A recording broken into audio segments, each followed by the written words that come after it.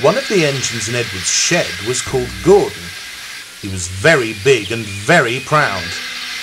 You watch me this afternoon, little Edward, he boasted, as I rush through with the express. That will be a splendid sight for you.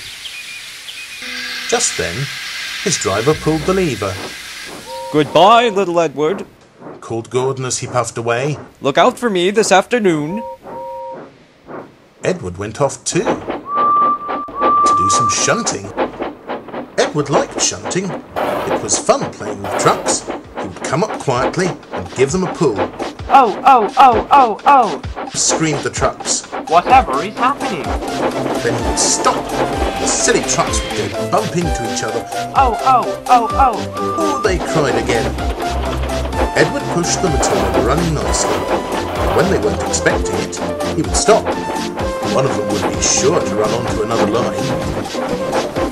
Edward played till there were no more trucks. Then he stopped to rest. Presently, he heard a whistle. Gordon came puffing along, very slowly and very crossly. Instead of nice shining coaches, he was pulling a lot of very dirty coal trucks. A goods train, a goods train, a goods train, he grumbled. The shame of it, the shame of it, the shame of it. He went slowly through with the trucks clattering and banging behind him. Edward laughed and went to find some more trucks. Soon afterwards, a porter came and spoke to Edward's driver. Gordon can't get up the hill. Will you take Edward and push him, please? They found Gordon halfway up the hill and very cross. His driver and fireman were talking to him severely. You are not trying, they said. I can't do it, said Gordon. The noisy trucks hold an engine back so. If they were coaches now, clean, sensible things that come quietly, that would be different. Edward's driver came up. We've come to push, he said. No use at all, said Gordon. You wait and see, said Edward's driver.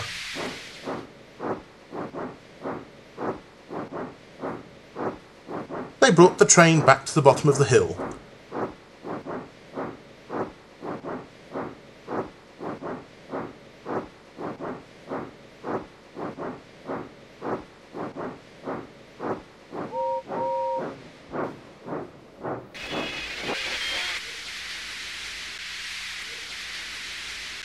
Edward came up behind the brake van, ready to push. Peep, peep, I'm ready, said Edward. Poop, poop, no good, grumbled Gordon. The guard blew his whistle. They pulled and pushed as hard as they could. I can't do it, I can't do it, I can't do it, puffed Gordon. I will do it, I will do it, I will do it, puffed Edward. I can't do it. I will do it. I can't do it. I will do it. I can't do it. I will do it. They puffed together. Edward pushed and puffed and puffed and pushed as hard as ever he could. And almost before he realised it, Gordon found himself at the top of the hill. I've done it! I've done it! I've done it! He said proudly and forgot all about Edward pushing behind. He didn't wait to say thank you. Ran on so fast that he passed 2 stations before his driver could make him stop. Edward had pushed so hard that when he got to the top, he was out of breath. Gordon ran on so fast, Edward was left behind. The guard waved and waved, but Edward couldn't catch up.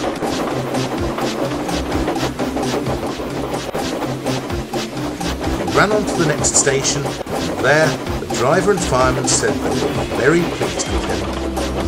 The fireman gave him a nice long drink of water, and the driver said, I'll get out my paint tomorrow and give you a beautiful coat of blue with red stripes. Then you'll be the smartest engine in the shed.